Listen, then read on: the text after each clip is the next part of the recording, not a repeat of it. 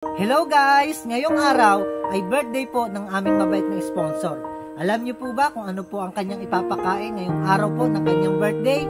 Ano ang magiging pagkain at hapunan ng mga batang katutubo dito sa bundok? Oops! Naganda po tayo ng maraming hotdog. Hindi lang yan. Oops! At maraming mga fried chicken para sa mga batang katutubo. Tara, umpisa na po natin magpakain. Ano pang hinihintay? Sadyang may mga tao na ang puso ay puno ng kabutihan, nahangad lagi na makatulong at makapagpasaya sa tao. Siguro kaligayahan na po talaga nila ang makatulong po sa mga mahihirap, na kahit walang-wala sa buhay ay marunong mag-share po ng mga pagpapala na kanyang natatanggap. Ganyan po yung mga mindset ng mga taong positibo sa buhay. Pag dumarating po ang mga blessings sa kanyang buhay, hangad niya lagi ang magbahagi po ng pagpapala sa iba.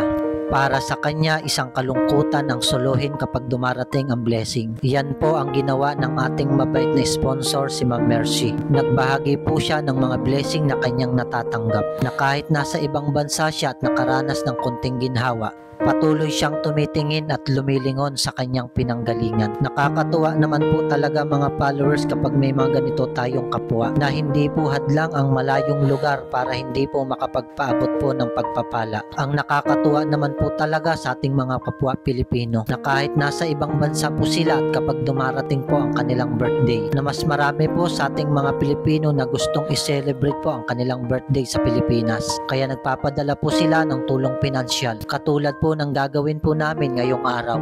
Magpapakain po tayo ng mga batang katutubo at ganun din po ng mga matatandang katutubo. Naganda nga po kami mga followers po ng fried chicken at hotdog. Ngayong araw po ito po ang kanilang magiging hapunan. Kung makikita nyo po mga followers, marami na pong mga batang nakapila at naghihintay po sila ng pagkain na ating inihanda. Ito po mga followers ay handa po ng ating mabait na sponsor sa kanyang special na karawan. Dahil ang Diyos ay laging mabuti sa atin sa araw-araw. Maraming pong salamat sa Panginoon sa mga pagkain pong nasa harapan po namin. Especially po namin binabati ang mabait na sponsor. Happy birthday po, Ate Mercy. God bless po sa inyo pong kabutihan. At nakahanda na po mga pagkain na nasa harapan. At marami na rin po mga batang nakapila. Happy birthday! Your heart's in your hand, feel it beating. It's by fate you decide, by the choices you make. Take care what you do, be aware where you go. Your heart is in your hand.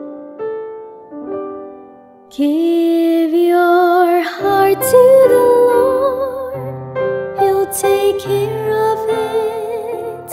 All your fears and tears, your emotions, your cares, in His hand you are sure you can count on His word.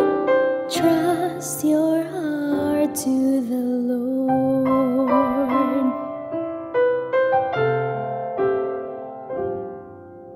If your heart has been broken too many times, and life is so empty, you just want it to end, it's time that you send a prayer up to heaven, putting your life in His care. Give your heart to the Lord, He'll take care of it. All your fears and tears, your emotions, your cares, in His hand you are sure you can count on His word. Trust your heart to the Lord. God is the answer, is all that you need. Putting your life in His care. Give your heart to the Lord, He'll take care of it. All your fears and tears,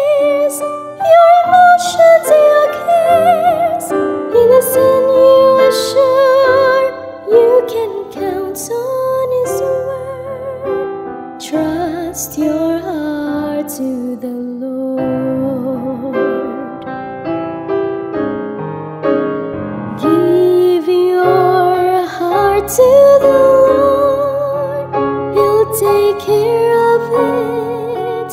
All your fears and tears, your emotions. Salamat sa happy birthday, Ate Mercy. Salamat sa iyong pagkain. Happy birthday, Ate Mercy. Salamat sa pagkain. Happy birthday po, Ate Mercy. Salamat po sa pagkain.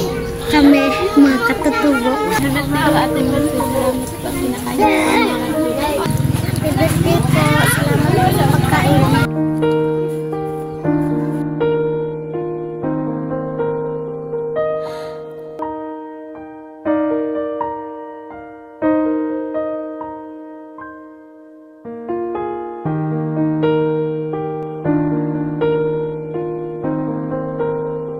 Salamat po sa Panginoon sa buhay ni Ma'am Mercy.